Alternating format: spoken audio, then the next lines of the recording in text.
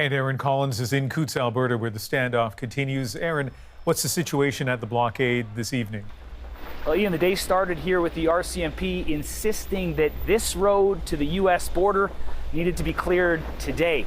Standing in their way, about 100 big rigs and their very determined drivers. Here since Saturday, determined to stay much longer. This blockade has been disrupting traffic and trade for days. Protesters here focused on overturning vaccine and mask mandates in Alberta. God gives us freedom, not the government. So we don't need to ask the government for freedom to walk around our country. There is support for the ideas behind this blockade in this part of Alberta, but it has its limits. Cutting off my freedom of movement and that of my citizens here, it becomes something that I can't approve of. Mounties have been trying to convince these protesters to leave peacefully. Now their strategy has shifted. Officers moved in force to ask the protesters to leave one final time before forcing them out.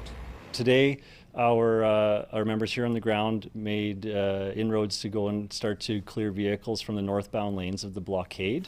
Initially, some success, but as some trucks drove off,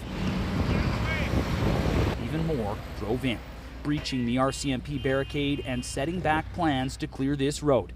It's a win for these protesters, but at what cost? Their blockade intact, but the tactics used to keep it bleeding support even among political allies. And I call for calm amongst anybody who feels sympathetic to those engaged in this blockade. Please stay away from the area. Please do not further intensify an already difficult situation. But those supporters have their own message for the Premier. The Premier could end it right now. Simply open up Alberta. He is responsible, as well as Justin Trudeau, not these people. Aaron, the Premier also saying the blockade should come to an end. What about the public health mandates? Ian, Jason Kenney says these protesters could get what they're asking for by the end of the month.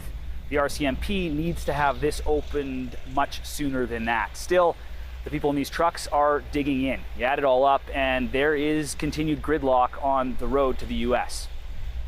Thank you, Aaron.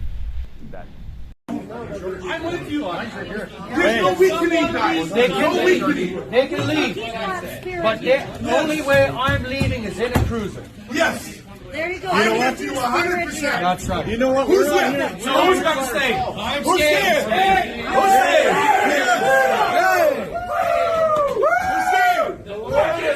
Their tactics are we're surrounded. Yes.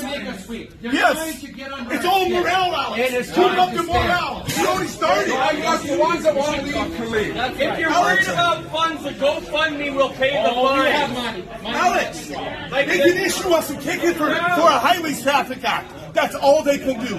Bring on the ticket.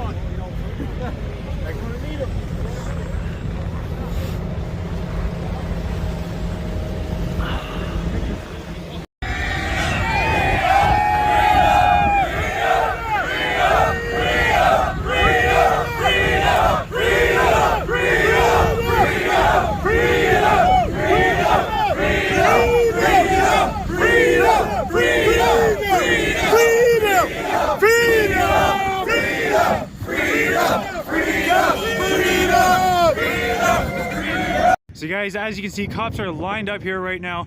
I believe they're going to start trying to start taking away some of these trucks off the road. You can see there's a lot of trucks they're going to have to pull out of the way, I think. So I'm not sure how this is going to evolve, but they are out here in force. And there's more behind, some heavier police trucks and vehicles behind them as well.